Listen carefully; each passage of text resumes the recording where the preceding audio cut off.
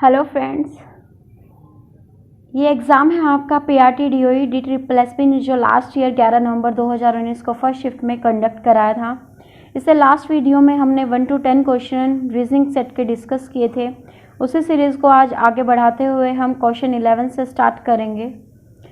Question 11 जो है आपका हिडन फिगर क्वेश्चन। इस तरह के क्वेश्चन में आपको एक फिगर दी गई हुई होती है जिसको हम क्वेश्चन फिगर कहते हैं। उसकी हेल्प से आपको जो ये ऑप्शंस दिए हैं उनमें फाइंड करना है कि किस ऑप्शन में ये फिगर छिपी हुई है। अगर आप ध्यान से देखेंगे आपको ऑप्शन फर्स्ट में ही ये इस तरह की फिगर मिल जाएगी और आपका फर्स्ट ऑप्शन हो जाएगा राइट। नेक्स्ट क्वेश्चन है हमारा सीरीज़ का। इस एग्ज़ाम में ये सेकंड क्वेश्चन है सीरीज़ पार्ट पर ही। अगर आप ध्यान से देखेंगे तो ये T V x and Z यहाँ पे +2 किया जा रहा है। तो इस तरह अगर हम z में भी +2 करेंगे तो हमें मिलता है b मिलते ही हमारा फर्स्ट ऑप्शन और फोर्थ ऑप्शन यहाँ से क्या हो जाएगा, एलिमिनेट। दो ऑप्शन बचते हैं हमारे पास। अगर हम सेकंड सीरीज ऑब्जर्व करें r u x and a, इनकी हम जल्दी से नंबरिंग कर लेते हैं। r होता है हमारा 18, u 21, x 24, a 1। इधर पैटर्न क्या फॉलो हो रहा है, +3 अगर 1 में भी हम 1 में +3 ऐड करते हैं तो हमें मिलेगा 4 होता है हमारा d, तो b d हो जाएगा हमारा करेक्ट आंसर। नेक्स्ट ऑप्शन है हमारा कंप्लीट द पैटर्न का। इस क्वेश्चन को भी आप ऑप्शन मेथड से ही कीजिए। आप देखेंगे जैसे इस क्वेश्चन में हमें यहाँ कंप्लीट करना है इस फिगर को, तो यहाँ पे ये हेक्सागन है। आप जल्दी से ऑप्शन में जाके देखें कि क्या कौन से ऑप्शन में ये सेंटर की तरफ बिल्कुल यहाँ पे हमारा हेक्सागन कंप्लीट नहीं है। अगर आप ध्यान से देखेंगे तो आपको मिलेगा कि first, second and fourth option में तो ये हेक्सागन बन रहा है, लेकिन थर्ड ऑप्शन में ये सेंटर की तरफ नहीं है, तो ये पार्ट हो जाएगा हमारा एलिमिनेट। इसके बाद हम देखते हैं अपने बाकी के ऑप्शंस को इस तरह से। तो यहाँ पे जैसे कि हमारे हर एक पार्ट में यहाँ पे कहीं भी हमारे यहाँ पॉइंट ज्वाइंट नहीं है, तो इस तरह से फर्स्ट और सेकंड में भी नहीं है तो ये हो सकते हैं, लेकिन फोर्थ में यहाँ जाके जब आप देखेंगे तो इस तरह से जॉइंट्स मैच हैं, तो ये ऑप्शन भी यहाँ से हम एक्सक्लूड कर देंगे। अब हमारे पास बचता है फर्स्ट एंड सेकंड। अब इन दोनों में हमें डिफ्रेंशिएट करके आंसर तक पहुँचना है। तो अब आप कोशिश कीजिए इन दोनों फिगर्स में क्या डिफरेंस है। आप जब देखेंगे ये लाइन हमारी यहाँ पर इस तरह से है स्लैंट और यहाँ पर है हमारी ये वर्टिकल लाइन। अब ऑप्शन के बाद हम जाते हैं क्वेश्चन फिगर में। तो हम क्वेश्चन फिगर में देखते हैं हमारी लाइन स्लांट है या वर्टिकल, तो हर पार्ट में हमारी यहाँ पे स्लांट लाइंस हैं, तो इसलिए हमारा सेकंड ऑप्शन हो जाएगा राइट। उसके बाद हम देखते हैं अपना नेक्स्ट क्वेश्चन। 14th क्वेश्चन बिल्कुल डायरेक्ट है आपका। ये आपको पोजिशनल वैल्यू याद है, तो जैसे m का है 13, n का है 14, t का है 20, इस तरह से इसका भी s का है हमारा 19, t का है 20, r का हमारा 18, तो इस तरह से g का हो गया हमारा 7, a का 1, r का 18, b का 2, t का 20। ऑप्शन में देखिए कौन से ऑप्शन से बिल्कुल मैच कर रहा है, ये रहा हमारा राइट आंसर। 15th क्वेश्चन हमारा है रिलेटेड वर्ड्स फाइंड करने पे। फ्रेंड्स, जिस तरह से आप ये क्वेश्चन करें माइंड में जल्दी से इनके बीच में एक रिलेशन एस्टेब्लिश कर ले। लाइक स्कैल्पल और टूल के बीच में क्या रिलेशन है। स्कैल्पल हमारी क्या है, स्कैल्पल होती है छुरी, तो छुरी हमारा क्या है, एक टूल है, मतलब हम इससे इसकी तरफ गए हैं। स्कैल्पल क्या है हमें ये फाइंड करना है। इसी तरह हम ऑप्शन में से देखेंगे कि कौन सा इनमें से एक बर्ड है। डॉल्फिन एक बर्ड है, no it is a mammal, तो ये हमारा हट जाएगा।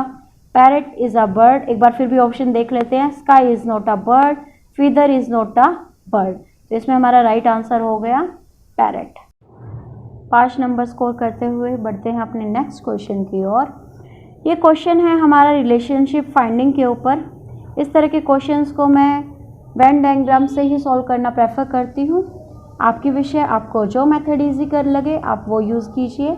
सबसे पहले हम एक सर्कल बनाते हैं ब्रदर के लिए। ये हो गए हमारे ब्रदर। नेक्स्ट है हमारे फादर। फ्रेंड्स, क्या सभी ब्रदर फादर हो सकते हैं? नो। इसी तरह ज़रूरी नहीं है कि सारे फादर ब्रदर हों, बट कुछ फादर ब्रदर और कुछ ब्रदर फादर ज़रूर हो सकते हैं। अब नेक्स्ट है हमारा फीमेल। क्या कोई ब्रदर फीमेल हो सकता है? नो। क्या कोई फादर फीमेल हो सकता है? नो। तो ये हो गया हमारा फीमेल वाला सर्कल। तो इस तरह से ये हमारा बनता है इसका बेस्ट रिलेशनशिप एस्टेब्लिश करने वाला डायग्राम। तो मैच करते हैं इस तरह का डायग्राम हमारे कौन से ऑप्शन में है, और ये मैच करता है हमारे सेकंड ऑप्शन से, और ये हो जाएगा हमारा राइट ऑप्शन। 17th क्वेश्चन, ये क्वेश्चन हमारा अगेन सिटिंग अरेंजमेंट का आ गया। 6 boys this and this are sitting in a row facing towards north. North direction के लिए हम अपना वही डायरेक्शन वाला कॉन्सेप्ट वीनस, तो इसमें नॉर्थ हो गया हमारा अपवर्ड डायरेक्शन में, इधर हमारा हो गया नॉर्थ। और जब भी हम नॉर्थ में बैठे होंगे तो हमारा जो राइट होगा और जो लेफ़्ट होगा वो इस तरह से होगा। ये 6 बॉयज़ भी इसी तरह बैठे हैं। हम 6 स्पेस क्रिएट कर लेते हैं, 1 2 3 4 5 and 6। Not necessary in the same order, ये कह रहा है जिस तरह से इसने बोला ये ऐसे नहीं बैठे हुए हैं। B is not sitting at any of the end, इनमें से किसी भी एंड पे बी नहीं है। G is sitting third to the right of A. अभी ये हमारे लिए डाटा इनसफिशिएंट है, हम इसका यूज़ नहीं कर सकते, आगे पढ़ते हैं। G is to the immediate left of G, इसका भी कोई अभी यूज़ नहीं है। A is at one of the ends, हमें बोला है कि ए किसी ना किसी एंड पे है, या तो ए यहाँ हो सकता है या ए हमारा यहाँ हो सकता है, अभी हम श्योर नहीं हैं, आगे पढ़ते हैं। B is not to the right of C, इससे भी हमें कोई हिंट नहीं मिले, तो अब दोबारा हम स्टार्टिंग में जाते हैं क्वेश्चन के। G is sitting third to the right of A, G हमारा ए के राइट में बैठा है। तो अगर हम इस ए की बात करें तो इस ए के राइट में, इसमें क्योंकि ये बॉयज़ बैठे हुए नॉर्थ डायरेक्शन में, हम भी बैठे हुए नॉर्थ डायरेक्शन में, जो हमारा राइट होगा वो बॉयज़ का राइट होगा, जो हमारा लेफ़्ट होगा वो बॉयज़ का लेफ़्ट होगा। अगर हम इस ए की बात करें इसके राइट साइड में, तो यहाँ हमारे और स्पेस है ही नहीं, तो हम इस ए को यहाँ नहीं बिठा सकते, तो हम इस ए को यहाँ से हटा देते हैं। तो हमारा एक ए का पोजीशन तो फिक्स हो गया कि भाई ए बैठा है हमारा यहाँ पे। अब हम आगे पढ़ें तो ये है G is sitting third to the right of A, A के थर्ड नंबर पे हमारा जी है राइट में, इसका राइट ए का इसी साइड होगा, तो 1 2 3, तो यहाँ पे हम बिठा देते हैं जी को। नेक्स्ट है C is to the immediate left of G, G के बिल्कुल लेफ्ट में सी बैठा है, जी का लेफ्ट कौन सा होगा, इस साइड, यहाँ कौन बैठा है, C. A is at one of the ends, ये हमने इसको पहले ही बिठा दिया था जहाँ इसको बैठना चाहिए। B is not to the right of C, अब ये है सी के राइट में कौन नहीं है, बी नहीं है। सी का राइट कौन सा है, इधर वाली साइड, इस वाली साइड पे बी नहीं हो सकता, तो बी को हम बिठा देते हैं। अब हमें 6 में से 4 की पोजीशंस श्योर हो गई है, बची हमारी ई और एफ, तो हमें इनका नहीं पता कि ये कहाँ बैठे हैं, तो हम इनको होल्ड पे रखेंगे। अब हमें करना क्या है क्वेश्चन में, इसने पूछा है which of the following pair can represent the immediate neighbour of G, इनमें से कौन सा जी का नेबर हो सकता है, जो बिल्कुल प्यार वाला पड़ोसी होता है, वो इनमें से कौन सा हो सकता है। तो हम देखें अगर ऑप्शन फर्स्ट एफ ए, तो आप देखो एफ तो जी का हो सकता है, 1 मिनट के लिए अगर माने हम एफ यहाँ बैठा हो, लेकिन ए तो इसका दूर दूर तक पड़ोसी नहीं नज़र आ रहा, तो ये ऑप्शन हमारा हट जाएगा। सेकंड ऑप्शन है बी ए, तो बी ए भी ऑप्शंस में नहीं है इसके नेबर, तो हम हटा देते हैं। बी ई, तो बी भी नहीं है, तो ये भी हटा देते हैं। बचा ई सी, तो फॉर श्योर सी तो क्योंकि हमें दिख ही रहा है, तो ई एफ में से कोई एक होना ही था, तो ये हो सकता है, तो फोर्थ ऑप्शन हो गया हमारा यहाँ पे राइट। नेक्स्ट क्वेश्चन है हमारा डायरेक्शन टाइप ऑफ क्वेश्चन, देख के बड़ा डरावना लग रहा है भाई ये क्वेश्चन, चलो सोल्व करते हैं। Rajat is initially facing towards north, again इसका भी फेस नॉर्थ में ही है, वेरी गुड, यानी कि इस तरह से यहाँ बैठा हुआ है रजत, इसका फेस है यहाँ पे। He rotates 328 degree in clockwise direction, clockwise direction कौन सी होगी फ्रेंड, जिस तरह से घड़ी चलती है, घड़ी ऐसे चलती है, ये हो गई हमारी क्लॉकवाइज, तो एंटी क्लॉकवाइज कौन सी हो गई, ये वाली। अब ये क्लॉकवाइज में चला है 328 डिग्री, अगर मैं इसको यहाँ से चलाना, ये नॉर्थ में था इसका, यहाँ इस तरह से बैठा हुआ है ये, मान लो तो मैं इसको अगर यहाँ से चलाना स्टार्ट करती हूँ तो ये 328 डिग्री, तो आपको पता होगा सेमी सर्कल हमारा कितना होता है 180 डिग्री का, 180 डिग्री, और पूरा सर्कल होता है हमारा 360। तो 360 से थोड़ा सा कम यानी कि 328 कुछ लगभग यहाँ पे आएगा। इसके बाद हम यहाँ 328 को यहाँ के रोकते हैं। हम आगे स्टेटमेंट पढ़ेंगे। He then rotates 432 degree in anti clockwise direction.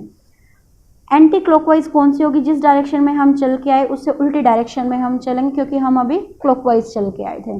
अब आप सोचोगे 432 डिग्री कैसे चलें? तो किसने कहा है 432 डिग्री चलो? पहले 360 तो चलो। 360 पे भाई सर्कल होता है कंप्लीट हमारा, मतलब जहाँ से चलेगा ये वहीं से वापस आ जाएगा। इस तरह से वापस चलेगा, 360 चल के ये यहाँ पे वापस पहुँच गया।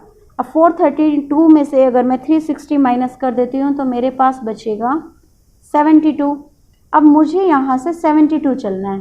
अब यहाँ जहाँ ये आया इसके लिए ये हो गया हमारा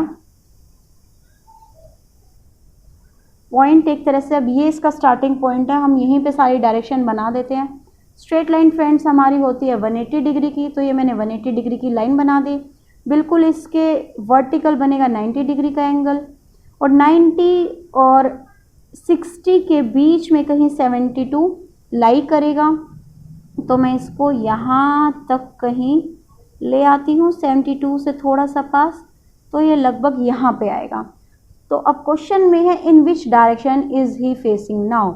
हमने स्टार्ट किया था इसको यहाँ से, रजत को यहाँ से स्टार्ट किया था हमने चलाना बिल्कुल स्टार्टिंग से। तो हम रजत को वहीं पे जहाँ से हमने स्टार्ट किया था इसकी डायरेक्शंस बना देते हैं। इधर से अगर हम देखें तो रजत अब यहाँ पहुँच चुका है, तो यहाँ से वहाँ तक अगर मैं इसको मैच करूँगी तो आप खुद ही देख सकते हैं ये वाली डायरेक्शन कौन सी है। ये हो गया हमारा वीनस, तो ये वेस्ट और साउथ के बीच में ये पॉइंट लाई कर रहा है, तो ये हो गया साउथ वेस्ट डायरेक्शन में इसका फेस, और ये हो गया हमारा राइट आंसर। थोड़ा सा ये मैसी हो गया फ्रेंड्स, थोड़ा समझाने में ज़्यादा पेज भर गया है। आई होप आपको ये क्लियर हो। फिर भी अगर कोई डाउट हो तो आप प्लीज़ कमेंट में ज़रूर बताएं, मैं आपको ज़रूर इसको अच्छे से क्लैरिफाई करने की पूरी कोशिश करूँगी। Moving on our 19th question, statement conclusion question. All JRT friends, कुछ लोग क्या होते हैं स्टेटमेंट को पढ़ने में बहुत टाइम लगा देते हैं। वही स्टेटमेंट है, कुछ अलग नहीं है इसमें, इसको स्किप कीजिए, डायरेक्ट क्वेश्चन पे आओ। स्टेटमेंट है ऑल JRT, मैंने ये J बनाए हैं, और ऑल JRT का मतलब है जितने भी J हैं वो T तो है ही हैं, तो मैंने J वाले सर्कल को ही कवर करते हुए T का सर्कल बनाया। No K is T, statement second है, कोई भी K T नहीं है, मैंने ये K का सर्कल बनाया, और कह रहा है ये कि भी T और K के बीच में कोई भी रिलेशन नहीं है। कंक्लूजन्स देखते हैं। फर्स्ट कंक्लूजन है no J is K, no J is K। अच्छा एक बात बताओ, J किसका पार्ट है? T का। जब T का ही K के साथ कोई रिलेशन नहीं है तो J का रिलेशन कैसे हो सकता है? तो यानी कि कंक्लूजन फर्स्ट हमारा ठीक है कि कोई भी J K नहीं है। सेकंड कंक्लूजन है हमारा सम T आर K, कुछ T हमारे K हैं। जो हमारी सेकंड स्टेटमेंट थी नो K इज T, जब कोई भी K हमारा T नहीं है तो कोई भी T हमारा K कैसे हो सकता है? इसका रिवर्स भी तो ट्रू होगा। तो स्टेटमेंट सेकंड यहाँ पे हमारी क्या हो जाएगी? फॉल्स, क्योंकि जब कोई भी K हमारा T नहीं है तो कोई भी T हमारा K नहीं होगा, और जब कोई भी T हमारा K नहीं है तो कुछ T कैसे K हो सकते हैं? उफ, T and K। Finally but हमें अपना आंसर मिल गया है कि इसमें हमारा कंक्लूजन फर्स्ट करेक्ट है। इसी के साथ हमारा फोर्थ आंसर यहाँ हो गया ठीक। लास्ट क्वेश्चन हमारा रीजनिंग का, जो कि बोर्ड मार्क्स रिलेटेड क्वेश्चन है। जल्दी से हम इस तरह के क्वेश्चन के लिए सबसे पहले जो है हमारा ABCD सिंबल वाले जो स्टेप्स हैं इनको मिस करते हुए नॉर्मल क्वेश्चन उतारेंगे। 16, 7, 49, 28 के बाद क्या है यहाँ से कुछ नहीं है। ओके, अगले है यहाँ पे 63, 21 एंड 11। ओके, अब जल्दी से हम इनके बीच में साइन देखते हैं। सी, सबसे पहले सी का देखो क्या है, डिवाइड, तो यहाँ पे हो गया ये डिवाइड। उसके बाद है बी, बी का मतलब था मल्टीप्लाई, यहाँ ये हो गया मल्टीप्लाई। सी बी हो गया, फिर से सी आ गया, सी था हमारा डिवाइड, ये फिर से यहाँ डिवाइड। ए हमारा है प्लस, यहाँ हम लगा देते हैं प्लस। इसके बाद नेक्स्ट हो गया ये हमारा माइनस, और ए हमारा है प्लस, तो यहाँ हो गया ये प्लस। बोर्ड मास फ्रेंड्स आपको पता ही होगा, बहुत छोटे क्लासेस से हम ये पढ़ते आ रहे हैं। सबसे पहले bracket, of, divide, multiply, add and subtract, इसी सीरीज़ में हम सॉल्व करते हुए चलेंगे। तो सबसे पहले यहाँ पे इन दोनों का काम है डी डिवाइड से ये शुरू है। तो अगर हम यहाँ ये देखेंगे 16 divide by 7 into 49 divide by 28, इस तरह से ये है। तो 7 7 ज़ा हो गया 49, 7 4 ज़ा 28, 4 4 ज़ा 16। तो ये पूरा सोल्व करके इतना पार्ट हमें आंसर मिल गया है 4। तो हम इस बाकी वाले पार्ट में इसको 4 प्लस से यहाँ पे इसको स्टार्ट कर देते हैं। ये मैं पूरा यहाँ से हटा के आपको दोबारा शो करती हूँ। ये 4 प्लस 63 क्या बचा था, उसके बाद हमारा ये डी था -21, ए था हमारा +11, ठीक है। इसको हम इसमें ऐड कर देंगे, ये हो जाएगा 67, -21 -11 माइनस प्लस होता है माइनस, ये हो गया हमारा -10, और 67 में से 10 गए, हमारा आंसर आ गया 57। इसी के साथ आपका रीजनिंग पार्ट पूरा सोल्व हो गया है।